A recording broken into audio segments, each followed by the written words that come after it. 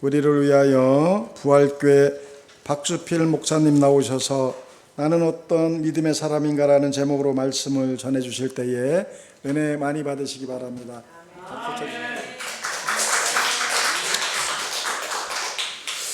할렐루야. 반갑습니다. 이렇게 기회를 주셔서 이 달에서 말씀을 증거할 수 있어서 영광스럽게 생각합니다. 오늘 이제 본문의 말씀, 사도행전의 말씀은 우리 교회가 세워질 초창기의 역사를 기록하고 있는 책입니다. 여러분들 잘 알다시피 부활하신 예수께서 제자들과 함께 보내시다가 성령을 받게 하시고 또 오순절의 그 마가 다락방에서의 그 성령 강림 이후에 놀라운 일들이 벌어지게 됩니다. 그래서 베드로를 통해서, 베드로의 설교를 통해서 많은 이들이 회심했고요, 5,000명, 3,000명 이렇게 어마어마한 숫자가 회심을 하고 교회로 모여들었습니다. 참 좋지요. 능력 받아야 됩니다. 그런데 문제는 거기서만 끝났으면 얼마나 좋겠습니까? 근데 뒤로 가니까 교회가 부흥하고 이제 교회가 세워지고 부흥하고 성장하고 더하기만 해도 5,000 더하기 3,000만 하더라도 8,000명 아닙니까? 진짜 어마어마한, 상상할 수 없을 정도의 큰 숫자입니다. 이렇게 많은 사람들이 모여서 교회를 이루었는데 우리가 사도행전을 읽어보면 오늘 본문에서도 어떤 상황이냐 하면 박해를 받기 시작하는 거예요. 이제는 피해서 도망당할 수밖에 없습니다. 우리가 잘 알고 있는 그 스데반 집사님도 돌에 맞아 순교했지요. 그러니 그것을 보고 있던 사람들은, 예수 믿는 사람들은 흩어지기 시작했습니다. 각처로 이제 흩어지는 거예요. 그래서 곳곳에서 흩어져서 무엇을 했냐면 전도를 했다고, 복음을 증거했다라고 얘기하고 있습니다. 그러다가 자연스럽게 또 그것의 교회가 세워지는 거예요. 그러니 제자들도 그것을 돌아다니면서 돌볼 수밖에 없겠지요. 오늘 이제 베드로도 그러던 중에 그 수많은 일들이 지나가고 우리가 함께 봤던 32절로 35절에는 어디에 있었냐면 루다라고 하는 지역에 있었다라고 얘기합니다. 그곳에서 일어났던 사건이 뭐냐? 애니아라는 사람을 만나게 되었고, 이 애니아라는 사람은 중풍병으로 침상 위에 누운 지 8회라고 성경은 기록하고 있습니다. 중풍병을 하는 지 8년이나 됐다는 거예요. 심지어 어느 정도냐면 굉장히 중증이었던 것 같습니다. 침상에 누워 있었다라는 표현은 아마 추측컨대 혼자 운신하기 힘든 그런 상황이 아니었을까라는 생각을 갖게 됩니다. 그때 베드로가 뭐라고 얘기했냐면 그 애니아를 보고서 이렇게 얘기합니다. 자, 내가 고쳐줄게요. 이렇게 얘기하지 않았어요. 내가 안수만 하면 나을 수 있습니다. 이러지 않았습니다. 아주 간단하게 얘기합니다. 34절 보니까 이렇게 얘기하지요. 애니아야, 예수 그리스도께서 너를 낫게 하시니 일어나 내 자리를 정돈하라. 이 말씀을 했을 뿐이에요. 누구의 이름으로요? 예수 그리스도의 이름으로 일어나 내 자리를 정돈하라 라는 거예요. 아니, 누구의 도움 없이는 운신할 수도 없던 사람이 자기가 있던 자리를 정돈하게 됐다는 겁니다. 놀랍지 않습니까? 그래서 35절은 룻도와 사론에 사는 사람들이 다 그를 보고 주께로 돌아왔다라고 성경 기록하고 있습니다. 할렐루야. 그 일 이후에 어떤 일이 있었느냐? 욥바라는 지역에 이제 다비다라는 사람과 관련된 일들이 벌어지게 됩니다. 오늘 여러분과 함께 이제 본문을 정했고 제목을 뭐라고 말씀드리냐면 나는 어떤 믿음의 사람인가 라는 제목을 정했습니다. 이 다비다라고 하는 사람은 일단 여인입니다. 이게 교회에서 이제 요즘 들어와서 여자라는 표현을 굳이 쓰는 것이 좀 마음이 좀 저는 목사로서 어렵습니다. 근데 성경에 여자라고 써 있기 때문에 여제자라고 써 있기 때문에 굳이 말씀을 드리겠습니다. 이스라엘도 사실은 남자 중심의 사회였어요.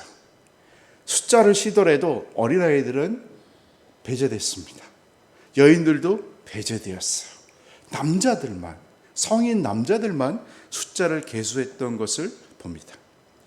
근데 이 다비다라는 사람은 여제자였다라고 얘기하고 있고요. 또 그에 대해서 얘기할 때 선행과 구제하는 일이 심히 많았다라고 기록하고 있습니다.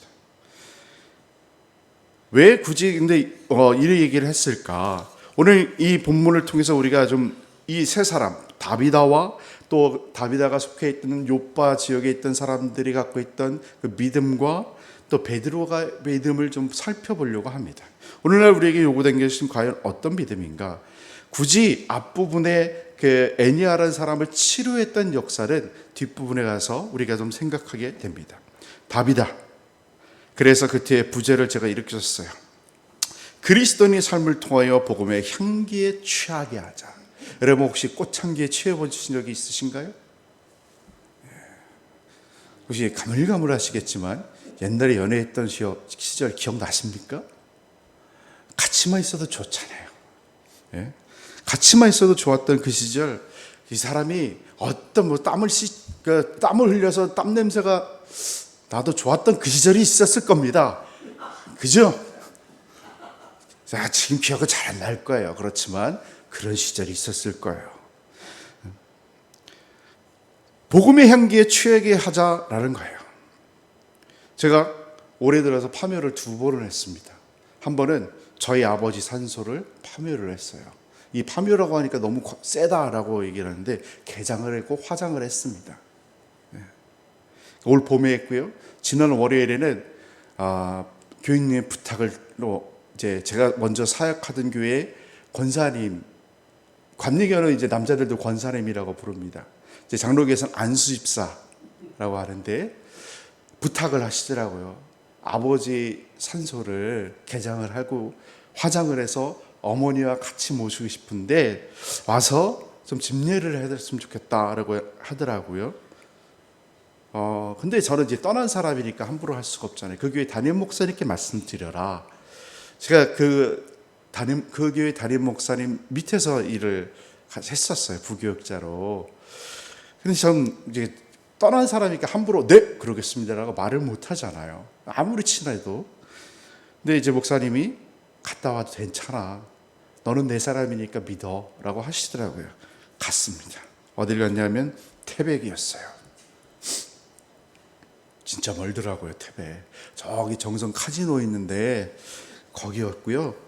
산에다가 70년도에 따지고 보니까 70년에 돌아가셨어요. 1970년도에 산에다가 이제 겨울에 돌아가셔갖고 거기에 산소를 썼다라고 하더라고요. 태백 산을 험하더라고요. 그래갖고 거기 가서 이제 포크레인이 갈 수가 없으니까 사람 손으로 다 해야 됩니다.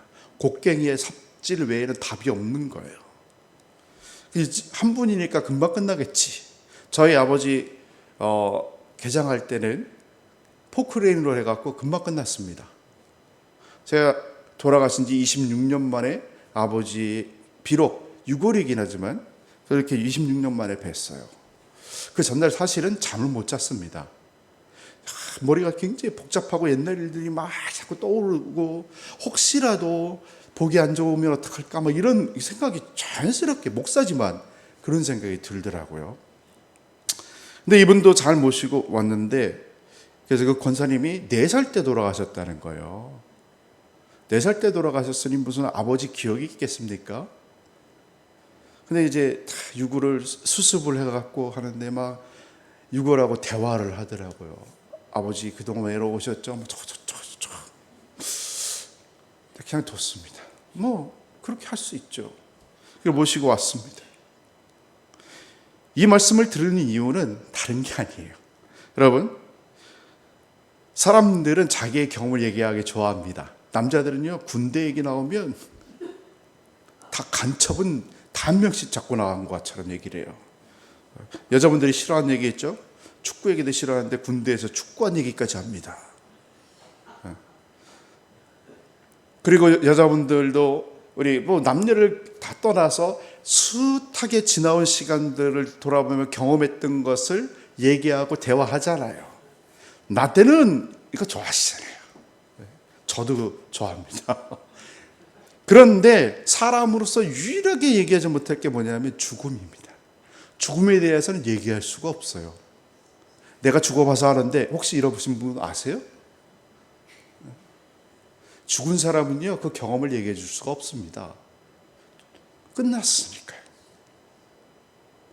다만 그 사람에 대해서 평가는 어떻게 하느냐? 그 죽은 사람이 죽었을 때 장례식장을 보면 그 사람은 어떤 삶을 살았는지 대충 알 수 있습니다. 저는 목사이다 보니까 이 죽음을 장례를 많이 장례식장을 많이 갈 일이 있습니다. 근데 뭐 어떤 곳에 가면 마음이 편하기도 하지만 어떤 곳은 마음이 정말 불편할 때가 있어요. 한 2년 전에는 저희 교회 집사님 딸이 이제 38인데 담도암으로 세상을 먼저 떠났어요. 근데 마음이 너무 어려운 거예요. 제가 예수를 믿지도 않았고 너무 안타까운데 이렇게 생각을 했습니다. 장례는 산 사람을 위해서 하는 위로다. 마음을 정하고 설교도 또 모든 예식도 그렇게 진행을 했습니다. 죽음은 사람들이 이렇게 얘기합니다. 잘 죽었다. 저는 잘 죽었다고 생각하는 사람들이 있어요. 또 어떤 사람은 죽을 뿐이 돌아가셨다. 뭐 천수를 드린 분도 그렇고 또 이제 오랫동안 병을 앓던 분도 그렇습니다. 또 어떻게 평가하냐면 죽어서는 안 될 사람이 죽었구나라고 안타까워하는 때가 있다는 거예요. 사고로 돌아가신 분들도 마찬가지고요. 정말 훌륭한 사람들이 돌아가셨을 때 이렇게 표현을 씁니다. 1907년에 저희 감리교회는 상동교회라는 교회가 있습니다. 이게 초창기에 있는 교회예요. 지금 명동 세르나 백화점에 있고요. 그곳에 담임 목사였던 분이 그 당시에 전덕기 목사라는 분이 계셨습니다. 이분은 독립운동에 앞장섰던 목사님이셨고요. 김구 선생님의 동지였고요. 독립선언서를 쓴 최남선 선생의 영적인 스승이기도 했습니다. 이것만 들어도 참 훌륭한 분 같지요? 근데 이분이 독립운동을 앞장섰다라고 말씀드렸잖아요. 일제가 가만 내버려 두지 않았습니다. 모진 고문을 통해서 그 후유증으로 나중에 돌아가셨어요. 그때 장례식을 하는데 장례식장에 당연히 그 훌륭하셨던 분들, 위대한 분들도 오셨지만 어떤 사람들이 많이 왔냐면 남대문 일대에 거지들이 몰려왔습니다. 그리고 기생들이 몰려왔고요. 지객군이 왔고요. 인력거꾼들, 그런 그 소외된 사람들, 사회의 약자들이 많이 모여서 그렇게 목을 놓아 울었다고 합니다. 왜 그러냐 하면 이 전덕기 목사님이 훌륭한 일도 했지만 삶에서 이 사람들을 섬겨주는 거예요. 나눠주고요. 이 사람들이 무시당할 때 그들의 그 아픔을 달래줬습니다. 여러분, 거지가 무슨 인권이 있었겠습니까? 그 옛날에 가난한 사람들이 무슨 힘이 있었겠어요. 그런데 그분이 돌봐주는 거예요. 심지어는 우리 사극 같은 데 보면 그 전염병이 돌면 뭐라고 얘기합니까? 전염병에 돌면 그때 갑자기 그 단어가 생각이 안 나네요. 역병. 죄송합니다. 역병이 돌았습니다 하고 사극이 단골 메뉴입니다. 근데 이 역병이라는 것은 뭐냐면 이제 우리 요즘 말로 하면 장티푸스라고 하는 병인데 이게 전염성이 굉장히 강하대요. 그리고 막 설사도 하게 되고 이제 고열로 시달리게 되고 힘든 병이라고 합니다. 그때 병에 걸리면 아무리 가족이라 할지라도 감히 염도 못하는 거예요. 돌아가시는 분을 장례를 치를 수가 없는 상황이 됐어요. 그때 이 전덕기 목사님이 가셔갖고 그 장례를 염도하고 장례를 다 치러주는 겁니다. 고마웠겠습니까? 그냥 저 양반 오지랖도 이랬겠습니까? 당연히 고마웠겠죠. 왜 이 말씀을 드리냐 하면 이 삶에서 이 전덕기 목사님은 이 삶을 그리스도의 사랑을 실천했다는 겁니다. 그러니까 돌아가신 후에 많은 사람들이 슬퍼하면서 어떻게 이런 분이 돌아가실까라고 슬퍼했다는 거예요. 이 다비다라는 여인도 마찬가지입니다. 다비다라는 그 여제자의 죽음은 욥바라는 지역의 슬픔이었다는 거예요. 사람들이 왜 이렇게 슬퍼했냐면 오늘 본문 36절을 보니까 욥바에 다비다라 하는 여제자가 있으니 그 이름을 번역하면 도르가라 선행과 구제하는 일이 심히 많더니 라고 하고 있습니다. 다비다의 삶을 보면 그녀가 부유했는지 가난했는지 이건 중요하지 않습니다. 그 다비다는 선행과 구제로 하나님의 영광을 드러냈다는 거예요. 심지어 그래서 그것을 보면서 많은 사람들을 주께로 인도하는 일을 감당했다라고 기록하고 있습니다. 여제자라는 거예요. 영적인 지도자까지도 세워졌어요. 누가요? 다비다가. 굳이 제자면 제자지 앞에 성별을 썼잖아요. 정말 힘든 일을 했던 여인이 바로 다비다입니다. 여자라고 무시하는 것이 아니라 이제는 저분이 정말 그리스도의 제자고 나를 이끄는 영적인 스승이구나 인정했다는 겁니다. 다비다는 믿음과 삶의 모습을 삶에서 그대로 실천했다는 겁니다. 그러니 그 사람들이 얼마나 정말 존경할 수밖에 없었겠습니까? 구체적으로 어떤 일을 했냐 하면 옷을 지어줬대요.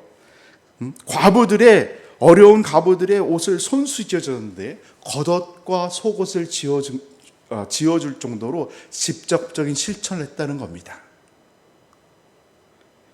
과부는요, 괜히 이게 참 이게 조심스러운데 저희 어머니도 과부십니다. 괜히 마음 상하는 일은 없으시길 바랍니다. 사회에서 소외되는 거예요. 예전에는 특히 그랬습니다. 이 시절은 더 그랬어요. 성경에는요, 약한 사람들은 고아와 과부와 나그네라고 합니다. 이 사람들을 돌보라고 얘기를 해요. 그 중에 하나가 과부인데 이 과부들을 위해서 겉옷과 속옷을 굳이 따지면 모든 가난한 사람들, 힘없는 사람들을 위해서 옷을 지어줬다는 거예요. 여러분 여기서 우리가 봐야 될 것은 뭐냐면 그리스도인의 삶을 통해서 복음의 향기에 취하게 하자라고 한다는 것은 내가 할 수 있는 것을 최선을 다해 하자는 거예요. 내가 요리를 잘해요? 그 주방에서 요리하면 됩니다. 나는 청소에 연세가 있고 난 청소가 즐거워요. 즐겁게 청소하면 됩니다. 나는 콩 한 쪽도 혼자 못 먹겠어요. 나눠 먹어야 되겠어요. 나는 그게 즐거워요. 그럼 나눠 먹는 겁니다. 이게 그리스도인이라는 거예요. 나만, 내 가족만, 내 새끼들만 이걸 하면 세상 사람들은 예수 믿는 사람이 왜 저래? 라고 한다는 겁니다. 나만 보는 것이 아니라 내가 가지고 있는 것을 갖고 최선을 다해 섬기는 것. 그것이 바로 다비다가 가졌던 믿음입니다. 오늘 우리가 다비다처럼 내가 할 수 있는 작은 것이라 할지라도 최선을 다할 수 있는 저와 여러분이 되시기를 주의 이름으로 축원합니다.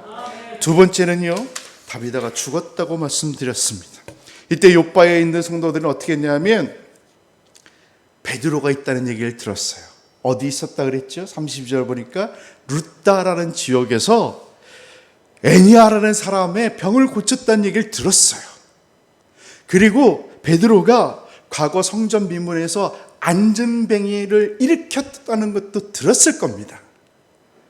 그러니 우리가 존경하고 사랑하는 다비다를 위해서 베드로를 빨리 불러오자라고 하는 거예요. 불러오자는 거예요. 저는 이 욥바에 있는 사람들이 예수님에 대한 얘기를 많이 들었고 배웠을 거라고 생각합니다. 여러분 기억나시죠? 예수께서 나사로야 나와라. 또 달리다 쿰 기억나시죠?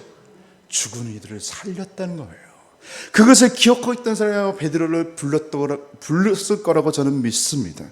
이 유대인들은 장례식은 정말 상당히 간단합니다. 왜냐하면 덥거든요.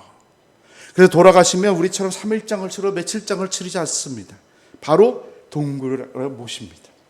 그런데 이 사람들은 어떻게 했냐면 오늘 성경을 보니까 그 날씨가 무더워도 그냥 욥과 성도들을 엉뚱하게도 장례를 치르는 것이 아니라 다 몸을 씻기고 다락에 모셨다라고 얘기합니다. 다락에 두었다는 거예요. 그리고 베드로를 기다렸어요.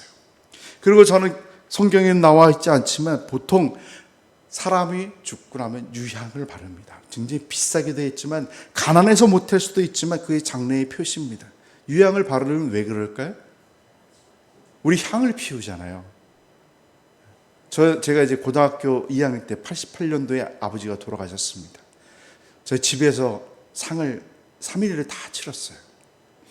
근데 제가 상주니까 그 방을 벗어날 수가 없잖아요. 저희 아버지 외사촌께서 들어오시더니 향 새 걸 하나 딱 꺼내시더라고요. 뚜껑을 열고 그걸 바늘로 뚝 잘라서 설마 했는데 그걸 2다발이 된 거잖아요. 거기다 불을 한꺼번에 붙였어요. 너무 맵더라고요. 그렇죠, 맵죠. 그랬더니 어른들이 와갖고 막 이분이 술 취해서 그런 거거든요. 막 야단치는 거야. 이 상주 잡으려고 그러냐고. 나중에 알았습니다. 집에서 모시다 보니까 6월 달에 들어가셨거든요. 이제 막 더워질 때잖아요. 아마 냄새가 났었나 봐요. 저는 몰랐는데 냄새가 났었나 봐요. 그러니까 너무 속상하니까 이게 저희 아버지가 그 형제들하고 정말 의가 좋았어요. 근데 너무 속상했던 거예요. 그러니까 냄새가 나니까 너무 속상해서 그렇게 한 거예요. 나중에 알았으니까 그래 그럴 만하다 하지 라고 생각을 했습니다.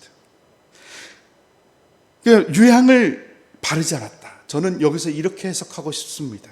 우리가 가져야 될 그 믿음은 하나님의 능력을 신뢰해야 되는데 욥과의 사람들은 부정적인 생각을 하지 않았던 것 같습니다. 정말 믿음에 확신이 있지 않았을까라는 생각을 갖게 됩니다. 포기하지 않았다는 겁니다. 여러분, 교회의 능력이 나타나고 성장하는 교회들은요, 가만 보면 특징이 있습니다. 굉장히 긍정적이에요. 목사님이나 이제 장로님이나 교회에서 뭔가 합시다라고 하면 에이 이러지 않아요. 합시다! 그러면 그럽시다! 합시다! 하면서 즐거워하더라고요.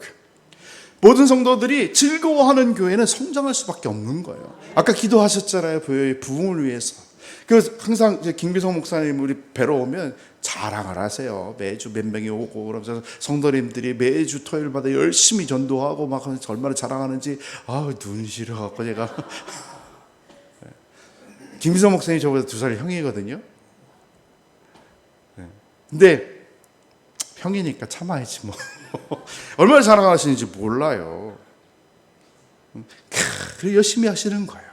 저는 그러니까 당연히 말씀의 숲교회가 성장할 수밖에 없다라고 확신합니다. 아니 그렇게 열심히 하는데 하나님이 그냥 두시겠어요? 아무도 안 돼요 하지 않는데 안 되는 사람은 평생 안 됩니다. 왜 안 되는지 몰라요. 본인은 자기 입으로 안 된다 그랬으니까 안 되는 거예요.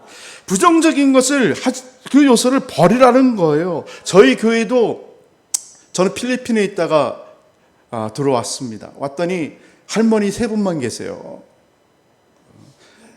근데 어렵더라고요. 다 비슷한 연령대도 있어갖고 막 할머니들이 또 질투도 많더라고. 이게 어려워요. 한 번만 잘해드릴 수가 없어요. 설교할 때 보면 제가 바빠요. 자 쳐다봐야 돼. 그래서 제가 작년부터 이제 바꿔야 되겠다. 그동안 코로나 때문에 뭐 저쩌고 그랬지만 캠페인을 하자. 그래서 저희는 3가지 말을 합니다. 긍정의 말, 사랑의 말, 격려의 말 3가지를 합시다. 이 말이 바뀌면 행동이 바뀝니다. 말이 바뀌면 생각이 바뀝니다. 생각이 바뀌면요 행동이 바뀝니다. 행동이 바뀌면 행복을 플러스합니다. 라는 캠페인을 2년째 하고 있어요. 근데 변하시더라고요. 말을 되게 조심스럽게 하시더라고요. 이게 중요합니다. 우리도 안타깝고 낙심하는 일은 맞이할 수 있습니다. 죽음이라는 절망적인 상황을 맞이할 수 있습니다. 누가 어떻게 할 수도 없어요. 그러나 그럴 때 필요한 것이 무엇이냐면 베드로를 불렀다는 것은 그들이 기도했다라고 저는 믿습니다. 아니 성도에게 기도 외에 다른 능력을 구할 것이 어디 있겠습니까? 여러분 목사님 찾아가시면 뭐라고 합니까? 기도합시다. 목사 믿음의 사람들은 기도 외에 다른 능력에 나갈 수가 없습니다. 예수가 그리스도의 심을 믿는 우리는 절망 가운데 베드로를 청한 욥바의 성도들처럼 전능한 하나님께 부르짖어 기도해야 됩니다. 그래야 삽니다. 다들 힘들다 그러잖아요, 지금. 그래야 삽니다. 그러므로 욥바에 사는 성도들을 통해서 우리가 가져야 될 능력은, 믿음은 하나님의 능력을 신뢰하는 믿음. 하나님을 신뢰한다면요, 베드로를 통해서는 우리는 어떤 믿음을 가져야 되느냐? 선포하는 믿음이 필요합니다. 베드로를 청하러 갔습니다. 여러분, 베드로는요 기적을 체험한 사람입니다. 심지어 손수건만 던져도요 병자가 일어났다라고 성경은 기록하고 있어요. 정말 능력이 대단합니다. 그런데 그가 못했던 것이 있습니다. 한 번도 해보지 않은 것, 죽은 사람을 살린 적은 없어요.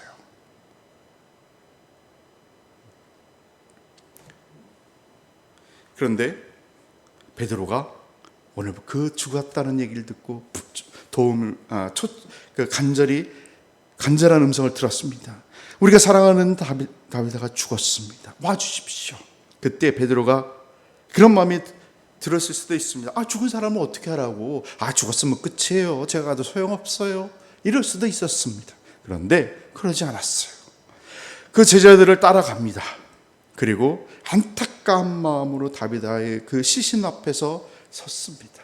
그때 많은 이들이, 그 과부들이 자신이 받았던 속옷과 겉옷을 보이면서 통곡을 하고 울었다라고 성경 기록하고 있다고 말씀드렸죠. 이제 사람들을 내보냅니다. 그리고 베드로가 선포합니다. 뭐라고 했다고요? 40절입니다. 베드로가 사람을 다 내보내고 무릎을 꿇고 기도하여 돌이켜 시체를 향하여 이르되, 우리 다 함께 읽어볼까요? 다비다야 일어나라 하니 그가 눈을 떠 베드로를 보고 일어나 앉는지라. 아멘. 선포해야 됩니다. 믿음으로 선포하면 기적은 일어납니다. 믿지 못하니까 선포하지 못하는 겁니다. 선포하면 기적은 일어날 수밖에 없습니다. 왜냐고요? 우리는 그리스도를 믿기 때문에 그렇습니다. 예수님이 어떤 분입니까? 죽음의 권세를 이기고 부활하신 분 아닙니까? 우리가 그의 제자들이라면 우리에게도 죽음의 권세를 이길 능력을 주셨습니다.